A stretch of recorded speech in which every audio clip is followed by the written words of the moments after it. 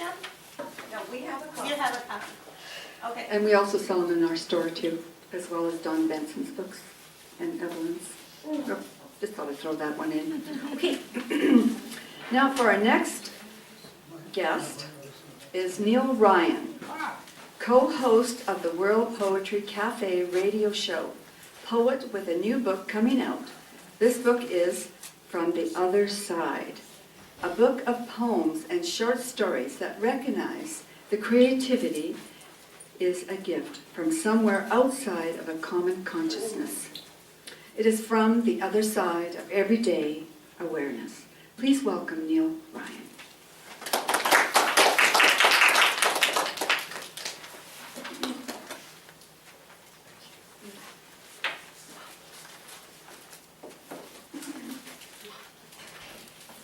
My interest in heritage is more about the species that we are than it is about the relatives. Oh, hello.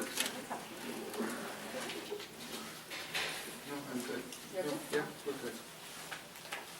Easier to read when it's right side up.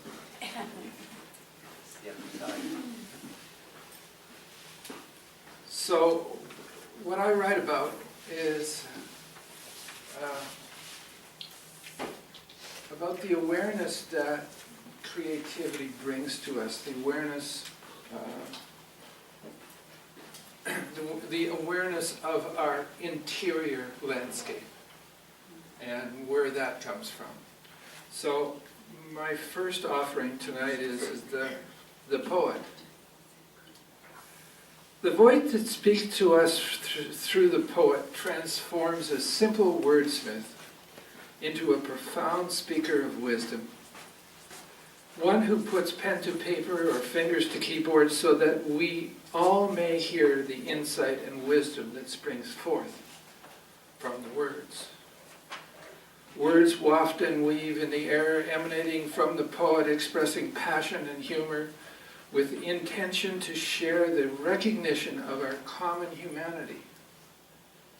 The poet expounds the truths of our common problem of being half animal, full of wants and needs, as well as being half spirit, full of prayers and chants of Om Mani Padme Hum.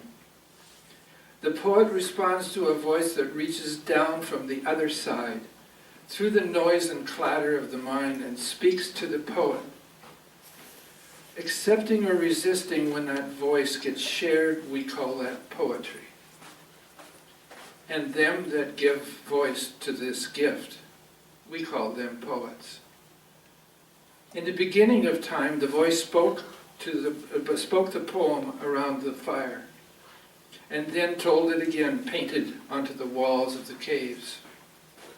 That voice tells and retells the story of the epic journey of humanity, repeated verbally from a time centuries and centuries and centuries ago.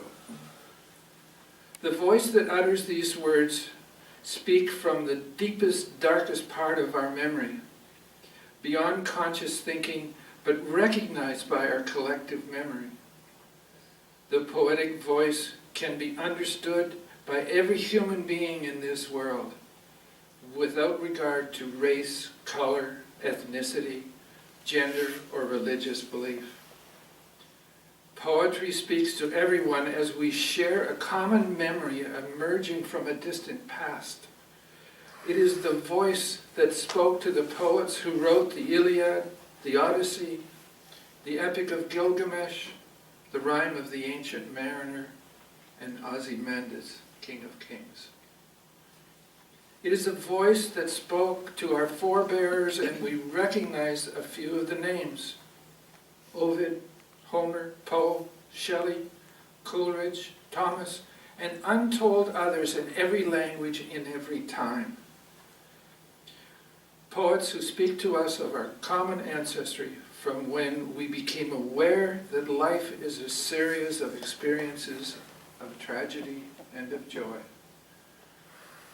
Through the range of all possible emotions, the poets share in a million ways about the joys and tragedies we all recognize, In laughter, in tears, in passivity, and bemused contemplation, poets share the story of what it is to be a human being.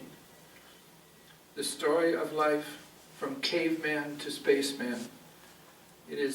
Life is a tale of heartbreak and horror, ecstasy and joy. The journey that is common to all of us.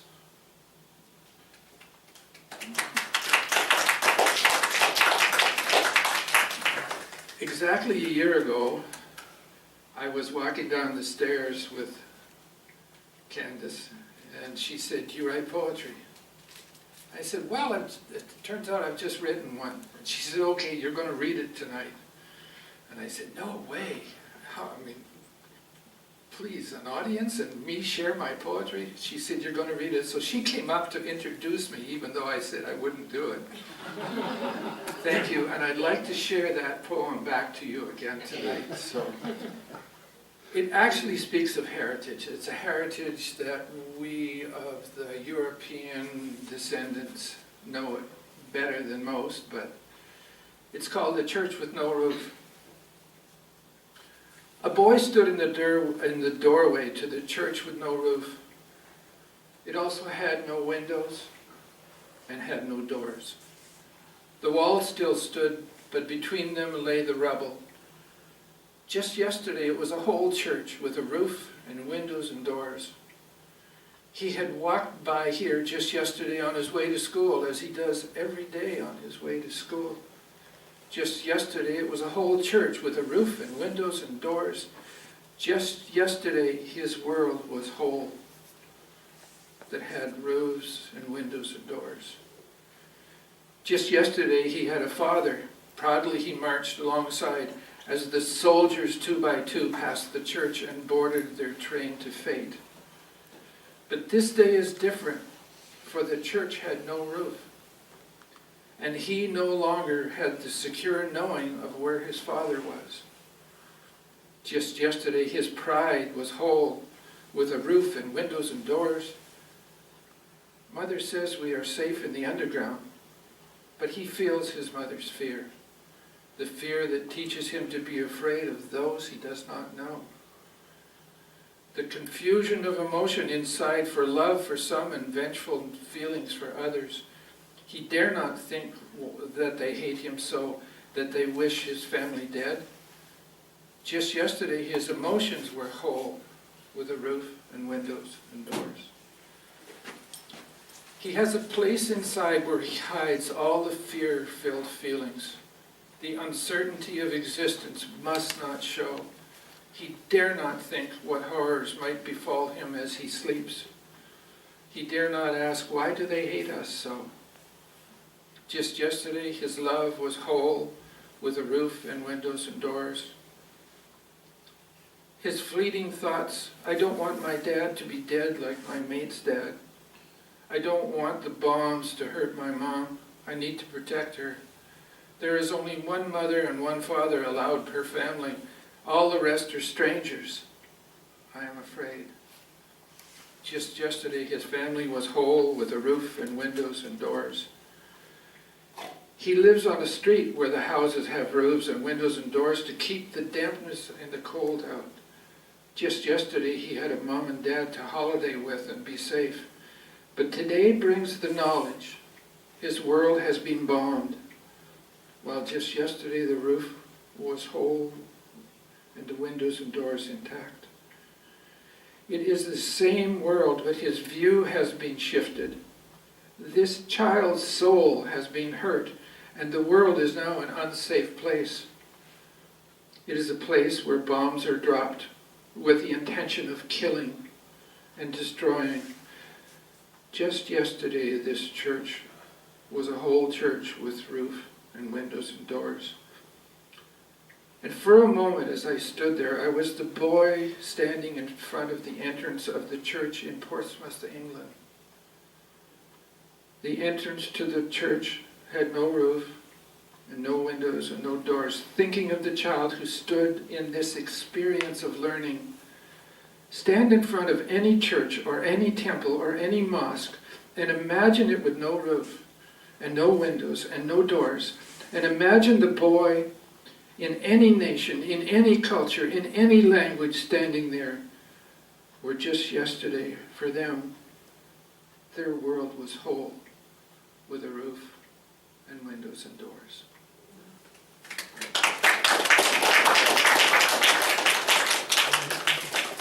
I did bring along a couple of, can I do a short one?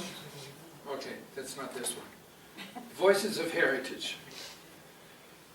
How far back do the voices of our heritage go?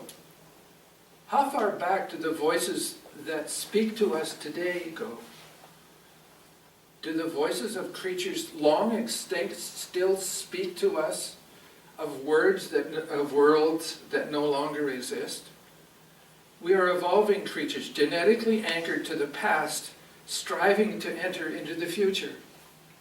How many generations still speak to us as we rush headlong into a different world? New technologies, climate change, transmuted foods, and different ways of making war. We are harnessed to the mists of time through our DNA, not evolving at a speed to match the progression of our creativity as we create a future of species yet unborn. We are humankind carrying the history of yesterday in these bodies, struggling to change and grow with thousands upon thousands of voices at our back. Dead voices that can't evolve, and a drag to slow our striving to assimilate the future. Our creativity, once our benefactor, is now threatening our existence. And we can only ride the wave and pray this path does not lead to our extinction. It has been for many of the creatures from which has it been for many of the creatures from which we evolved.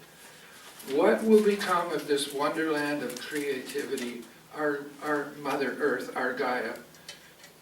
Will bits and bytes of data be the requiem posted on Facebook of our extinction?